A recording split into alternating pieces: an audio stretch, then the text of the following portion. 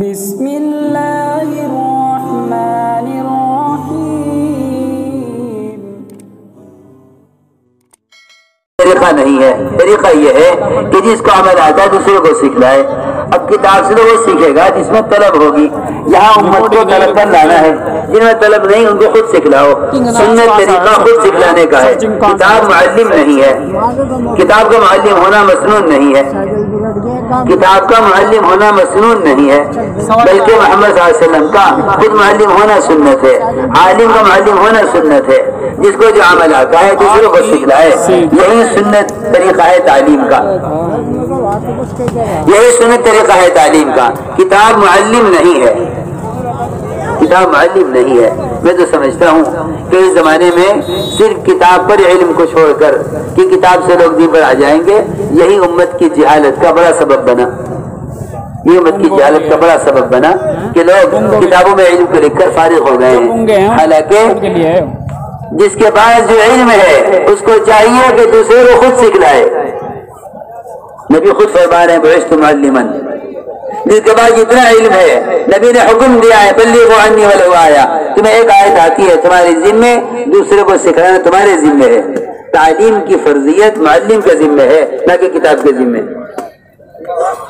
لوگوں نے یہ کیا کہ اپنے فریضے کو کتاب پر ڈال دیا، خود فارغ ہو گئے۔ سنو تو صحیح میں کیا کہہ رہا۔ عالم نے یہ کیا کہ اپنے فریضے کو کتاب پر ڈال دیا کہ بھائی تو پڑھا دے، میں تو مشغول ہوں۔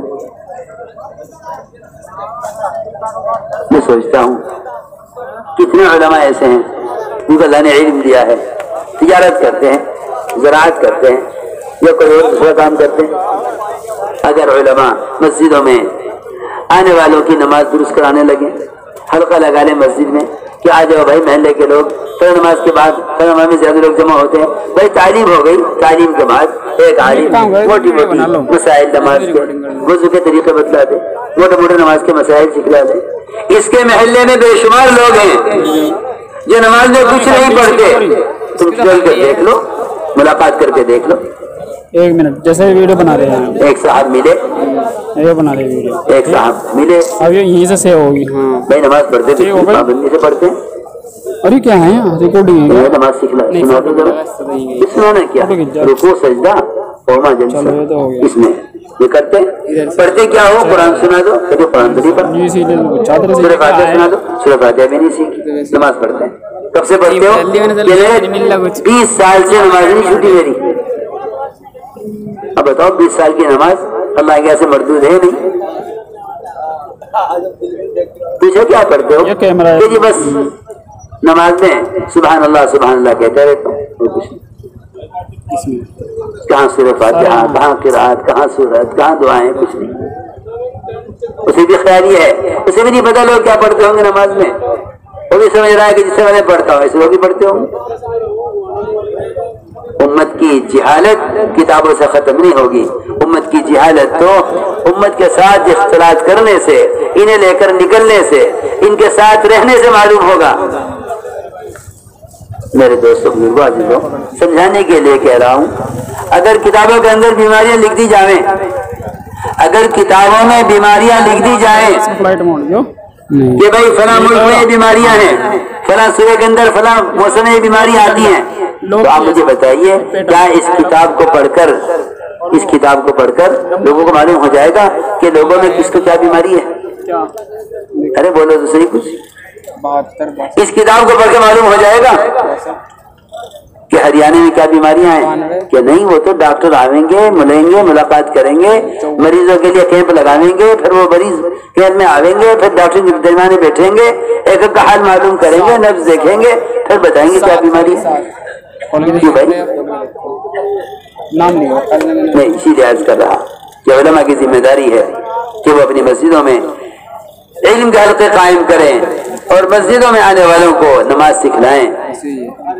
جو جماعتیں نکلیں ان کے ساتھ نکلیں، تاکہ یہ علماء خروج کے زمانے میں جماعتوں کو یہی طریقہ سنت تھا नए आने वाले वफूद होते थे जो इस्लाम में नए दाखिल होते थे, हुजूर अकरम सल्लल्लाहु अलैहि वसल्लम उलमाए सहाबा की तशकील के साथ करते थे कि जाओ इन्हें अपने साथ ले जाओ और इन्हें दीन सिखलाओ।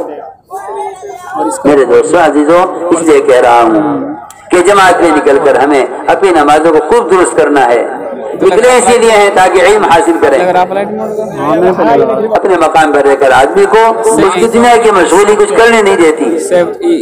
असल नफर का मकसद, असल खुरूज का मकसद इल्म का हासिल करना है और असल खुरूज का मकसद उम्मत तक इल्म को पहुँचाना है। ये नहीं किताब लिखकर भेज दी तो इल्म पहुँच गया, ये तरीका नहीं था। सुन्नत तरीका ये नहीं, सुन्नत तो यही है कि हुजूर अकरम सल्लल्लाहु अलैहि वसल्लम ने एक वक्त में 70 सहाबा की जमात उलमा की बनाकर निकाली के मुतालबे पर। सब के सब शहीद किए गए, लेकिन 70 सहाबा उलमा चुन चुन कर कुर्रा और उलमा उन्हें भेजा गया इल्म पहुंचाने के लिए। दौरे नबूवत में इल्म नक़ल हरकत के जरिए फैलाया जाता था। इसलिए कह रहा हूँ कि ज़ोहर की नमाज के बाद फ़ज़ाइल अमाल मावाला सदक़ात और थोड़ा उसके बाद आधा वक्त आप बस सीखना सिखलाना हो। अमीर साहब को चाहिए कि 2 की जमात बना दें, भाई ये इनको नमाज सिखलाएं, ये इनको तहियात सिखलाएं, ये इनको।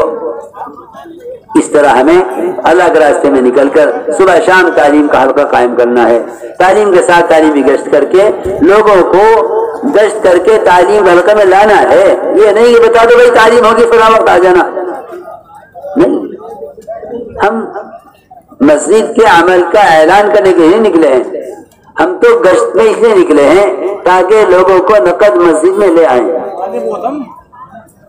गश्त है इसीलिए कि लोगों को उनके माहौल से निकाला जाए। समझ आ रही ना बात? क्यों भाई ऐसे करोगे ना? गश्त के दौरान मस्जिद अमल से खाली ना हो, चाहे तुम जमात में निकले हुए हो या अपने मकाम पर हो। मकाम पर रहते हुए भी 2.5 घंटे की मेहनत का खुलासा, 2.5 घंटे की मेहनत का खुलासा यह है कि मुलाकात के दौरान मस्जिद अमल से खाली ना हो। एक दावत देने वाला, एक इस्तकबाल करने वाला, एक तालीम कराने वाला मस्जिद में हो और बाकी साथी बाहर निकलकर होटलों से, बेंचों पर, बाजारों में, अय्याशी के अड्डों में, शराब के नशों में, जहां जहां मुसलमान जिस हाल में भी मिल जाए, किसी को फिक्र मत छोड़ना कि मस्जिद में आने के काबिल नहीं है। खुदा की कसम मस्जिद में आने के काबिल वही है जो मस्जिद में आने के काबिल नहीं है। मेरी बात तवज्जो सुननी पड़ेगी बहुत। मस्जिद में आने का वही मोहताज है जो मस्जिद में आने के काबिल नहीं है। आप जानते हैं जो आदमी 4 पैसे हरकत नहीं कर सकता, ऐसे आदमी को उठाकर ऐसे आदमी को उठाकर अस्पताल में लाया जाता है। जो चलने के काबिल नहीं, यहाँ से निकलने के काबिल नहीं, ऐसे को उठाकर अस्पताल लाया जाता है ताकि इसका इलाज हो। बस मैं तुमसे अर्ज कर रहा कि गश्त करके लोगों को मस्जिद के माहौल में लाना असल है। इधर तरबियत मकसूद है। मौलाना साहब फरमाते थे कान में बात डालना तबलीग नहीं है, दिल में उतारना तबलीग है, और दिल में उतारने की जगह मस्जिद है। इसलिए हमें लोगों को गश्त करके मस्जिद के माहौल में लेकर आना है। पहले अपने मकाम पर तालीम, जिस तरह अल्लाह के रास्ते में निकल कर तालीम है, ऐसे अपने मकाम पर भी तालीम है।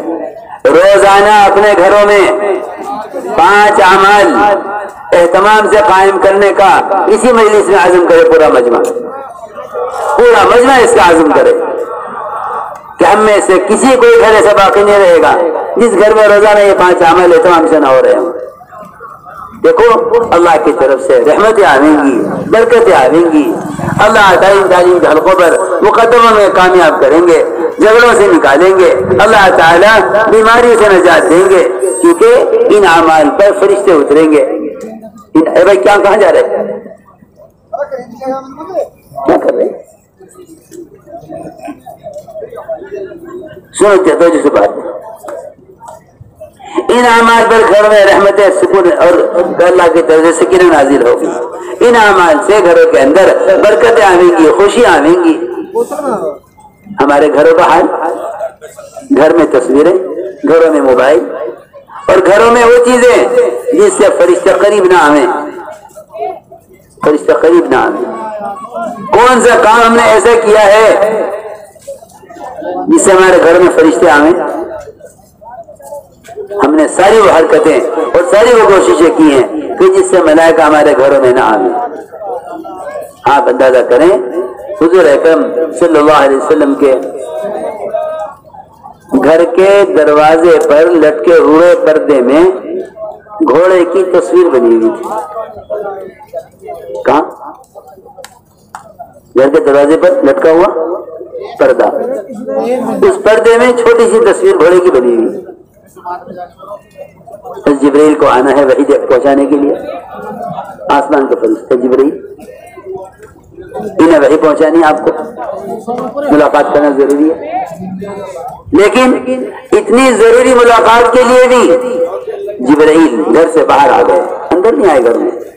میں کہ جبرائیل اندر آؤ, کہ نہیں نبی جی ہم ایسے گھر میں داخل نہیں ہوتے جس گھر میں تصویر ہوتی ہے. جی یہاں تو ہمارے ابا کی تصویر, ہماری اماں کی تصویر, ارے یہ تو ہمارے حضرت ہیں. آج کے لیے بیماری پیدا ہوئی ہے لوگوں میں کہ مشائخ کی تصویریں رکھو. دنیا میں بت پرستی آئی اسی راستے سے تھی, دنیا میں بت پرستی آئی اسی راستے سے ہے. انہیں اپنے مشائخ علماء کی تصویریں رکھی.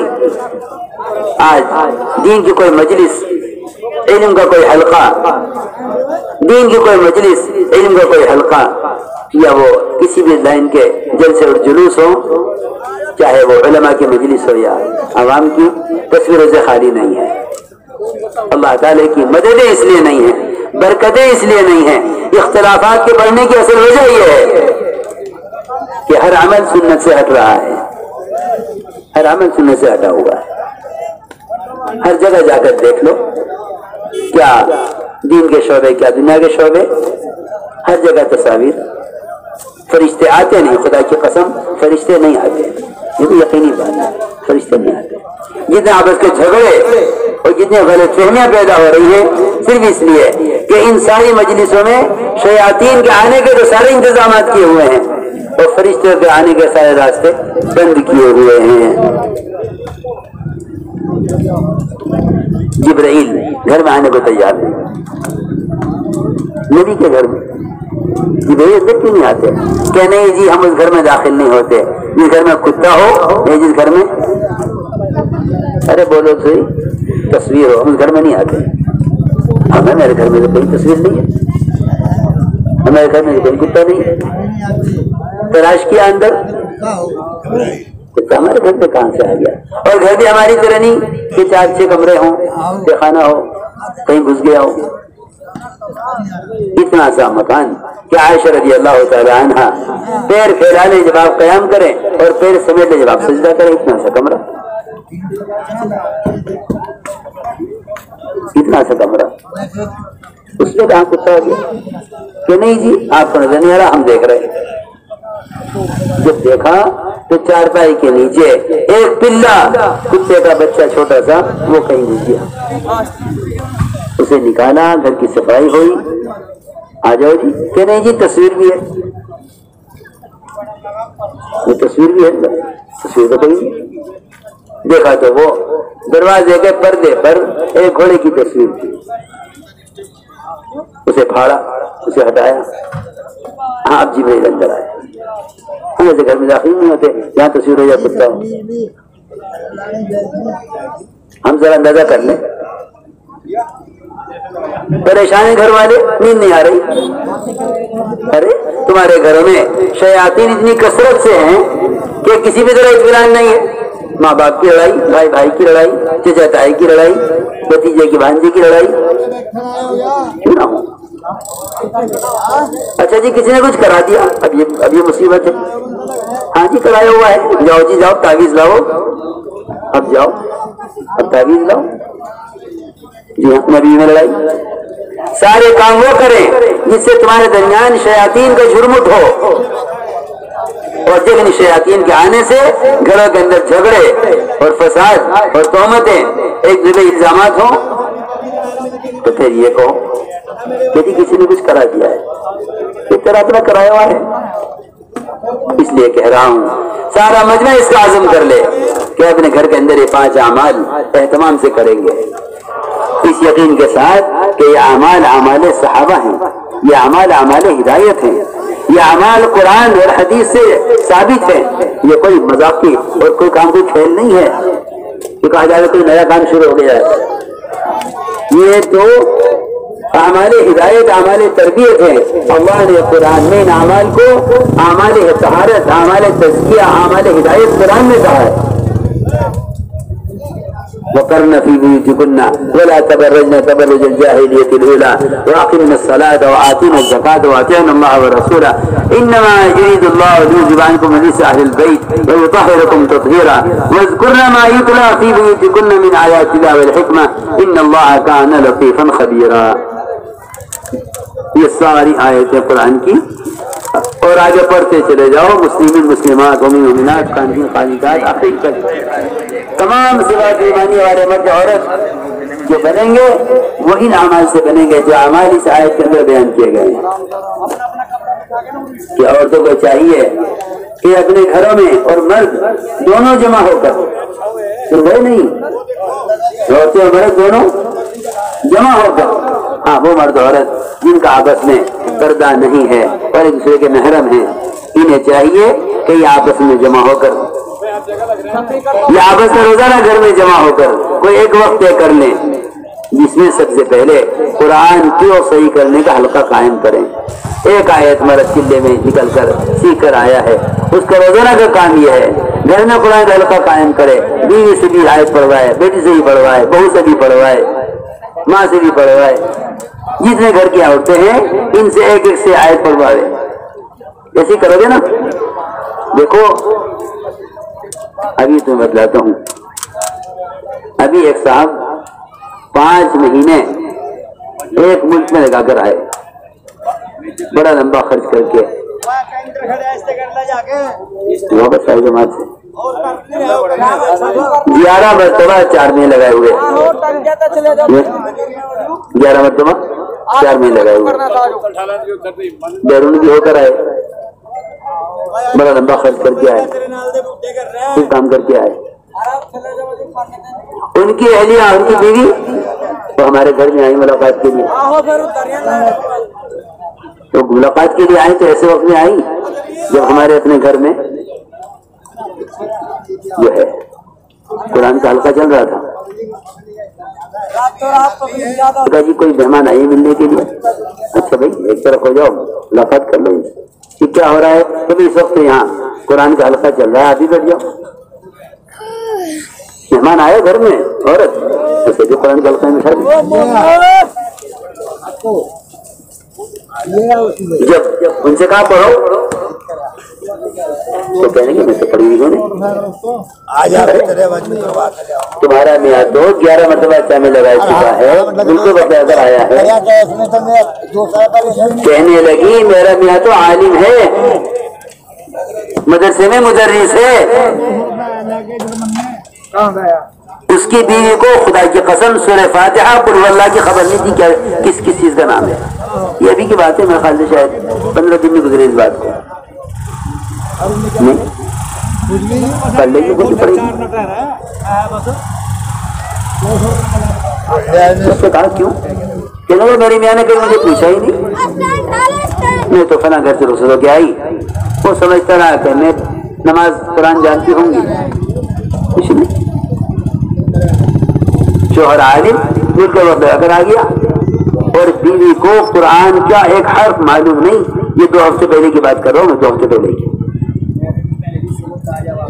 یہ اس کی نحوست ہے اور یہ اس کا نقصان ہے کہ گھر میں روزانہ قرآن کا حلقہ قائم کرنے کو اہمیت نہیں. جو یہ سمجھ رہا ہے کہ ہاں بیوی پڑھی لکھی ہوگی اور بیوی یہ سمجھ رہی ہے کہ رکوع سجدہ کرنے کا نام نماز ہے وہ پڑھ رہی. پوچھو سے نماز پڑھتے کیا نماز پڑھتی پابندی کیا پڑھتی ہے نماز میں کتنی شریف پڑھتی رہتی ہے. بچی جواب دیا اس نے جب داری آئی حلقہ لگا ہوا تھا نا عورتوں کا قرآن کو صحیح کرنے کا. اسے کہا تم بھی پڑھو. انہوں نے مجھے نہیں پڑھنا ہے.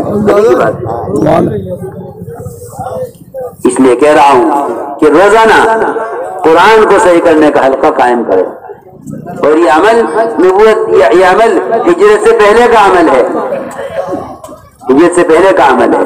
عمر رضی اللہ تعالیٰ عنہ حضور اکرم صلی اللہ علیہ وسلم کو قتل کرنے کے لیے چلے تھے، اسلام نہیں لائے تھے ابھی، تلوار ستی ہوئی ہاتھ میں، کہا آج کسے نمٹا کر آتا ہوں، بہت ہو گئی، جھگڑا ختم کر دوں گا آج میں،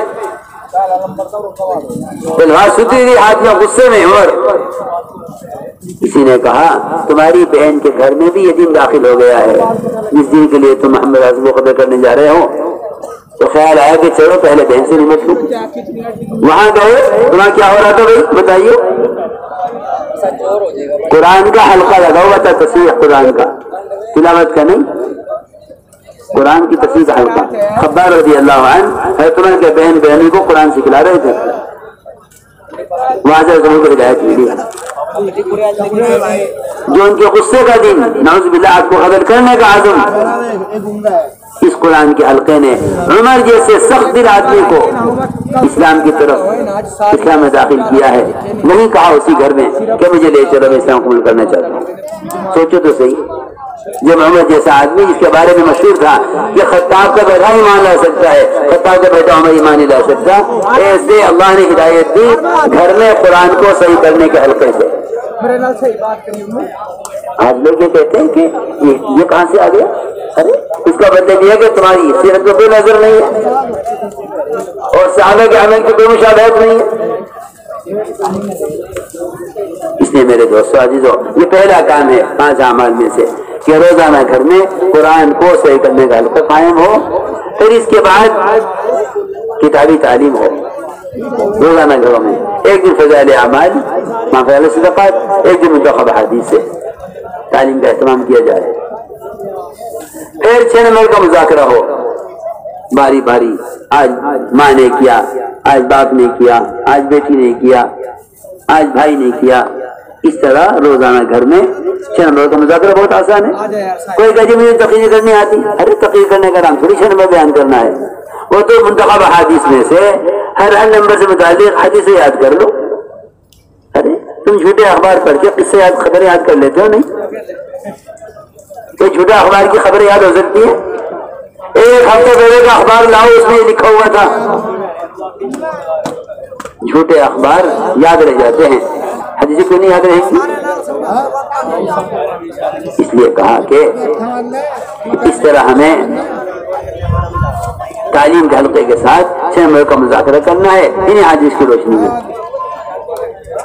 اس کے بعد اپنی مستورات کو اللہ کے راستے میں نکلنے کے لیے تیار کرو، یہ بھی سنت ہے۔ حضور اکرم صلی اللہ علیہ وسلم نے ام حرام بنت ملحان کو ایسی جماعت میں جوڑ دیا تھا جو جماعت سمندر کا سفر کر کے جانے کی فلاں ملک میں، یہ بھی سنت ہے کہ اپنی عورتوں کو اللہ کے راستے میں نکلنے کے لیے خوب قوت سے، محنت سے، کوشش سے آمادہ کرو۔ مسجد کی جماعت کا کام ہے کہ 2 سے روزہ لگ گئے مردوں کے ساتھ، تیسرے سے روزہ ہماری مسجد کی جماعت عورتوں کے ساتھ نکلے گی، اصولی بات۔ مسجد کی جماعت کے 2 سے روزہ لگ گئے، کس کے ساتھ؟ مردوں کی جماعت میں، تیسرے مہینے سے روزہ عورتوں کے ساتھ۔ کیوں؟ کیونکہ یہ سارا مردوں کی ذمہ داری ہے کہ یہ مردوں کو جا کر اللہ کے اوامر کا حکم کریں، برائی سے روکیں۔ اسی طرح خدا کی قسم عورتوں کی بھی ذمہ داری ہے کہ وہ جا کر عورتوں کو بھلائی کا حکم کریں اور برائی سے روکیں۔ ہر گھر میں عورتوں کی جماعت داخل کرنا چاہتے ہیں تاکہ اس گھر کا نظام دعوت پر، عبادت پر، ذکر و تلاوت پر، تہجد پر اور سنتوں پر عمل کرنے پر آ جائے۔ یہ ہوگا نہیں جب تک ہر گھر میں جماعت داخل ہو کر اس گھر کے عورتوں کو ساتھ لے کر انہیں کلمہ سکھلائے، نماز سکھلائے، اعمال سکھلائیں، انہیں سنت کے مطابق کھانا کھلانا سکھلائیں، انہیں 24 گھنٹے کے اعمال عبادت کے کر کے دکھلائیں۔ سمجھ گئے نا؟ اس طرح ہمیں اپنی عورتوں کو اللہ کے راستے میں نکلنے کے لیے تیار بھی کرنا ہے۔ یہ ہے گھر کے 5 اعمال، انہیں اہتمام سے گھروں میں کرنا ہے۔ اس طرح میرے دوست عزیزو، تعلیم اور ذکر یہ دونوں ایک دوسرے کے لازم ہیں۔ ہمارے آسا فرماتے تھے بغیر ذکر کے علم ظلمت ہی ظلمت ہے، بغیر ذکر کے علم ظلمت ہی ظلمت ہے۔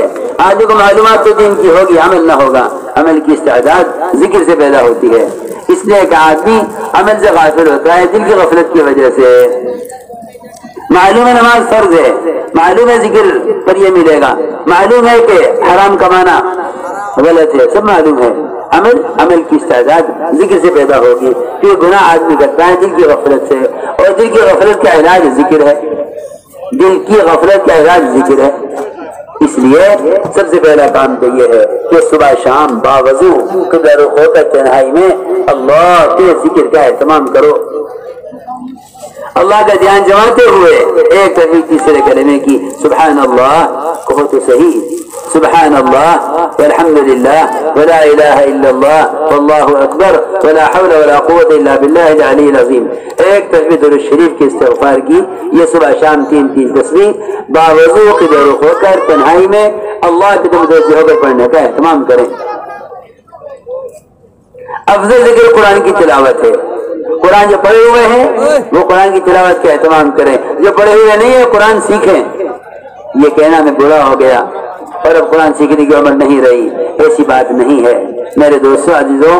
کسی بھی عمر کا آدمی ہو لیکن قرآن سیکھنا تو فرض عین ہے ہر مرد عورت کے ذمہ. قرآن سیکھنا فرض عین ہے ہر عورت مرد کے ذمہ. اتنا قرآن کم سے کم جس سے نماز درست ہو جائے اتنا تو فرض عین ہے. قرآن کی تلاوت یہ تمام اذکار میں سب سے افضل ذکر ہے کہ اللہ کی ذات سے نکلا ہوا کلام ہے, اس لیے قرآن کی تلاوت کا بہت اہتمام کریں. قرآن سیکھیں اور قرآن کی تلاوت کے ساتھ ساتھ قرآن کا ترجمہ بھی ضرور دیکھا کریں کہ اللہ ہم سے کیا فرما رہے ہیں. دیکھو میرے دوستو عزیزو, آج کل لوگوں کو جھوٹے اخبار پڑھنے کا شوق ہے لیکن سچا قرآن پڑھنے کا شوق نہیں ہے. جھوٹے اخبار پڑھنے پڑھ کر اس کی خبریں آگے رکھتے ہیں, دوسروں کو آگے بتاتے ہیں آج اخبار میں یہ ہے. صبح قرآن کی تلاوت کر کے کوئی نہ کہے گا دوست سے کہ آج میں صبح قرآن پڑھ رہا تھا, میں نے اسے ایک آیت عجیب پڑھی, اللہ تعالیٰ ہم سے یہ فرما رہے ہیں. کبھی تلاوت کریں, اخبار پڑھیں گے جھوٹے اور جا کر کہیں گے دوست سے کہ دوست آج میں نے اخبار میں یہ پڑھا ہے. قرآن کی تلاوت کی, قرآن کو سمجھا, لیکن کسی سے ملاقات کر کے نہ کہے گا آج میرے قرآن میں یہ پڑھا ہے. نہ قرآن کا ذکر ہے نہ قرآن کے تذکرے ہیں. جھوٹے اخبار پڑھتے ہیں, ان جھوٹی خبروں کو آگے پھیلاتے ہیں, اس سے بیٹھ کے گھنٹے تبصرے کرتے ہیں جس میں خدا کی قسم نہ دین کا کوئی فائدہ نہ دنیا کا.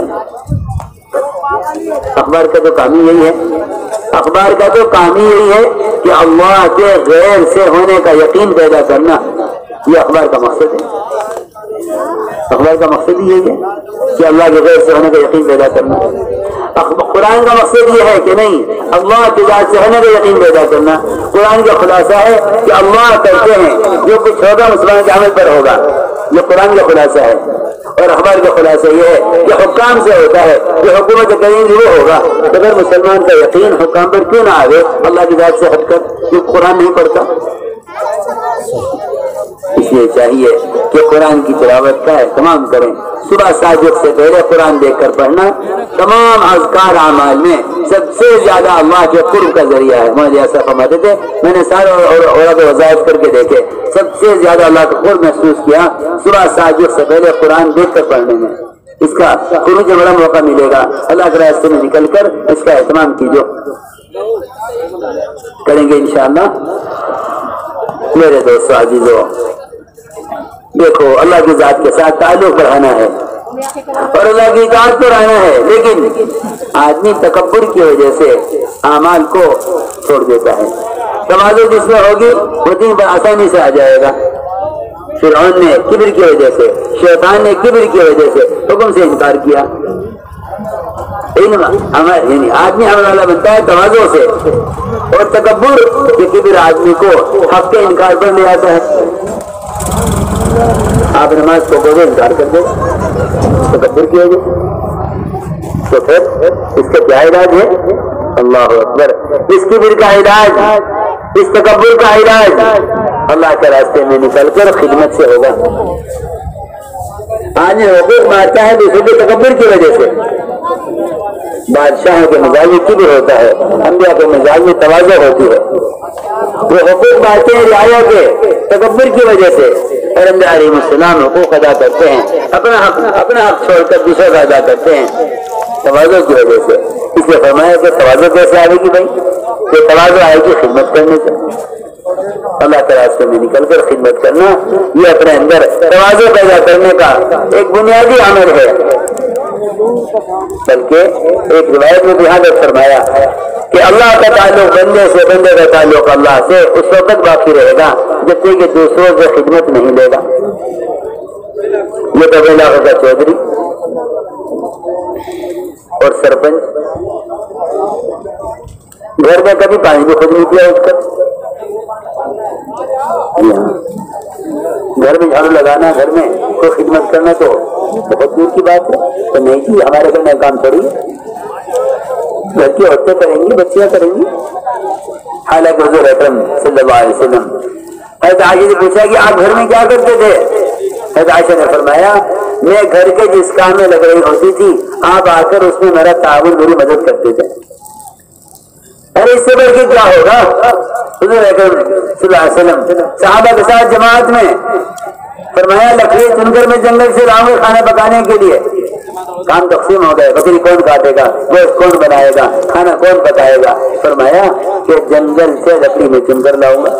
آپ خود گئے جنگل، لکڑی آپ نے خود چنی، مسجد نبوی کی تعمیر میں آپ نے پتھر خود اٹھایا۔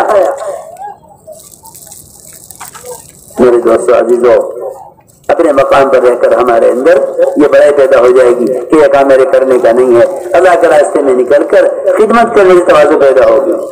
ہمیں چاہیے جماعت میں نکل کر اپنے آپ کو خدمت کے لیے خود پیش کرو، لاؤ پلیٹوں میں دھو دوں گا، لاؤ جھاڑو میں لگا دوں گا، لاؤ دسترخوان میں بچھا دیتا ہوں، لاؤ جنگل سے لکڑی میں چن کر لاتا ہوں، یہ سنت ہے۔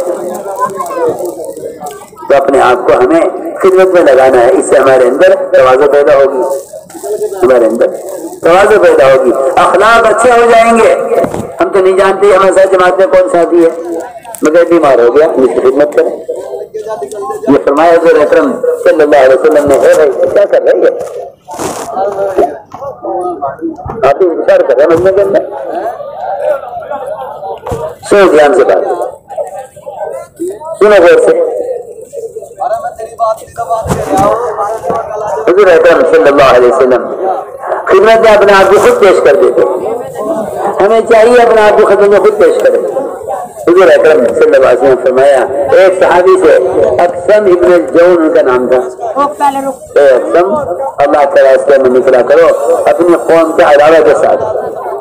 میرے دوستو عزیزو، حضور اکرم صلی اللہ علیہ وسلم نے امت بنائی، امت ایسے بنی کہ اجنبی کے ساتھ نکلے، ہم جماعت میں نکلیں گے جسے قبضہ میرے ساتھ، یہ تو ہماری برادری کا ہے نہیں، یہ تو ہماری گوت کا نہیں، یہ تو ہمارے قبیلے کا نہیں، یہ تو ہماری قوم کا نہیں۔ اور اب تو اور بھی زیادہ دوریاں پیدا ہو گئی کہ نہیں جی یہ تو ہمارے حلقے کا نہیں، یہ تو ہمارے خیال کا نہیں، یہ تو ہماری پارٹی کا نہیں، یہ تو ہماری جماعت کا نہیں۔ سب سے بڑا مجرم اللہ کے ہاں وہ ہے جو امت کے درمیان تفریق پیدا کرے۔ یہ امت ہے، امت ہے۔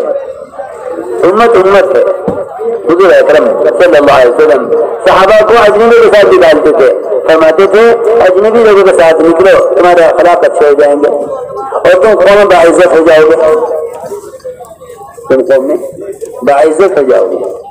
اس لیے کہہ رہا ہوں کہ مولوی صاحب فرماتے تھے گناہ گار سے گناہ گار مسلمان کو عظمت کی نگاہ سے دیکھنے کی مشق کرو،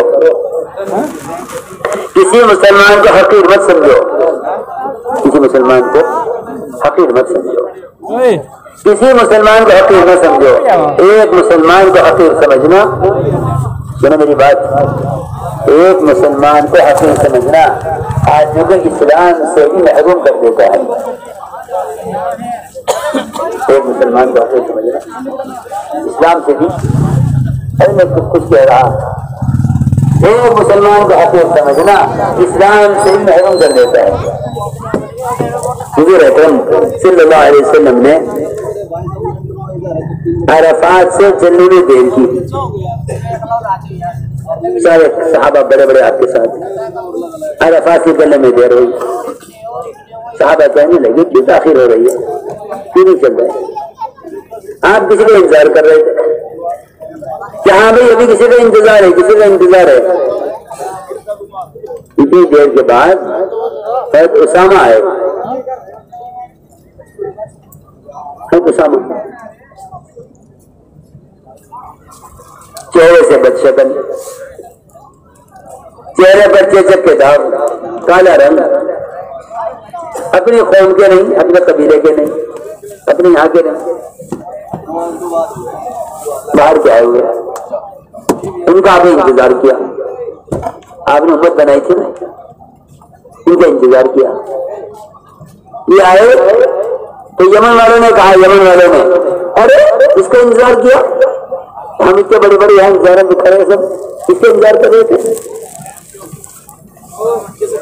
اس کا انتظار کیا گیا. ایسے حقیر سمجھ کر کہا اسامہ کو کہ ان کی وجہ میں روکا گیا ہے.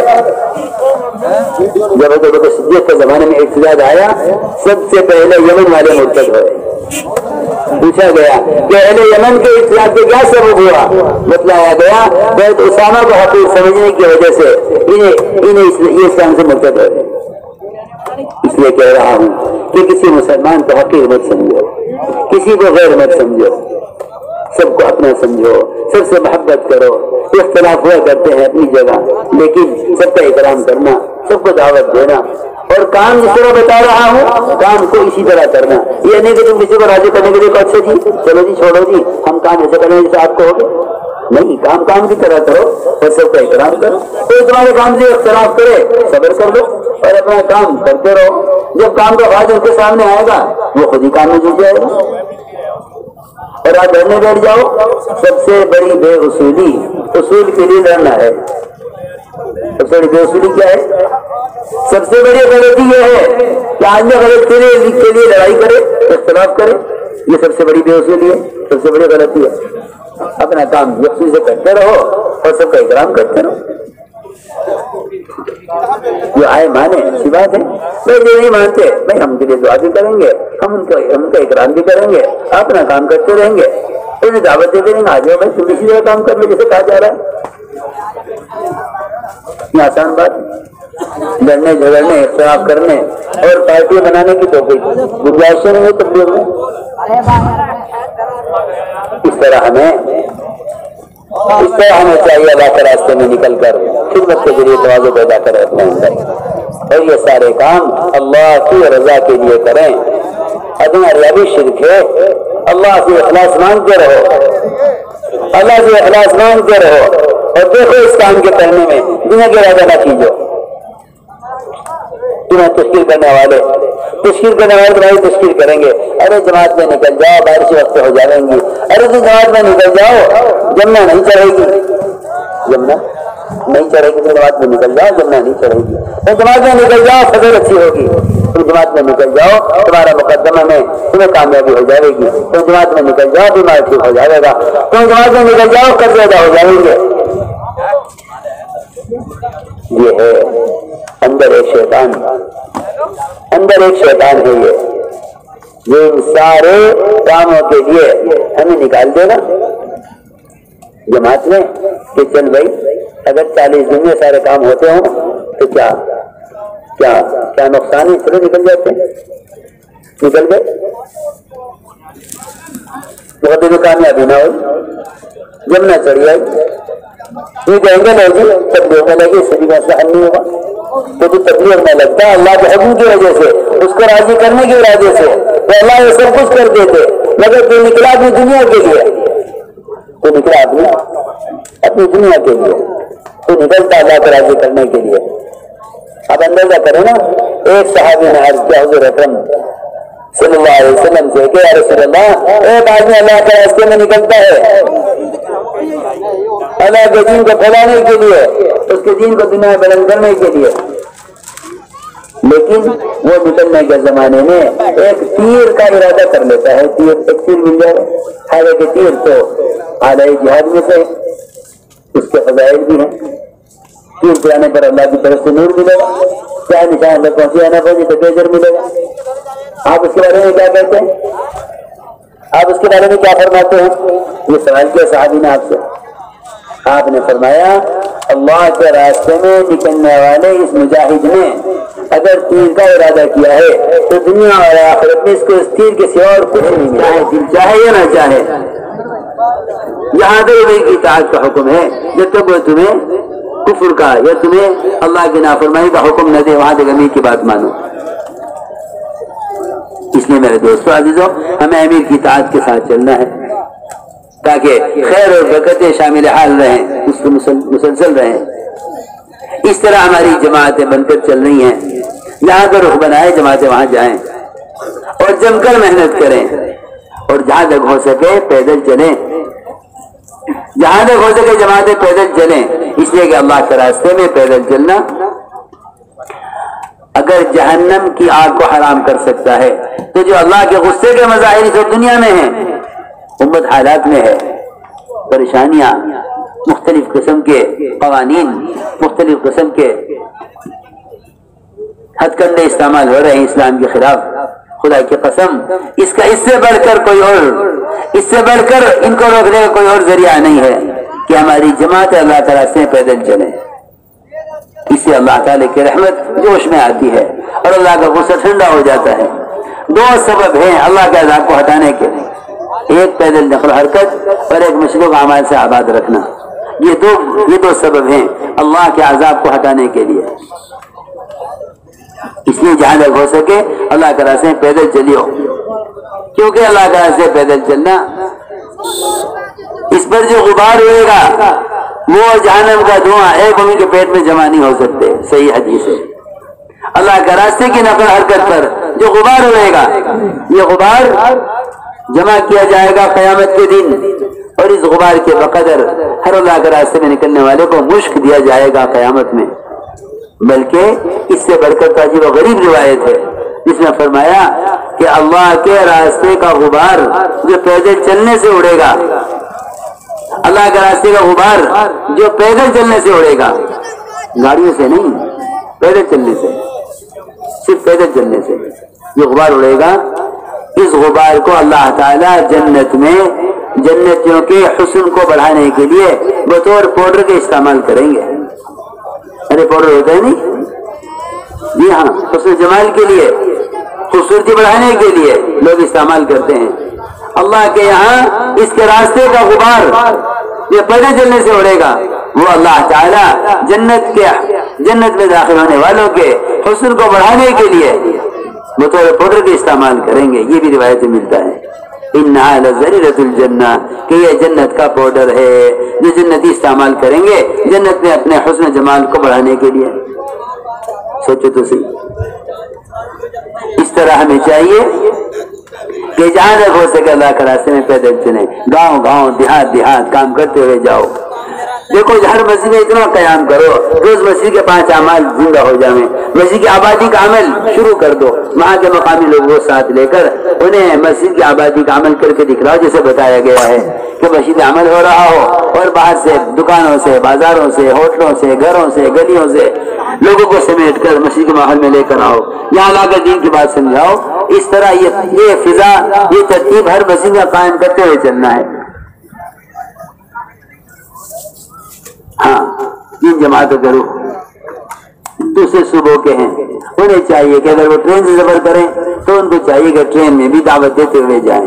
انبیاء علیہ السلام سفر میں دعوت دیتے، آپ صلی اللہ علیہ وسلم نے سفر ہجرت میں ڈاکو کو دعوت دی، میں نے عرض کیا تھا دونوں ڈاکو آپ کی دعوت اسلام میں داخل ہوئے۔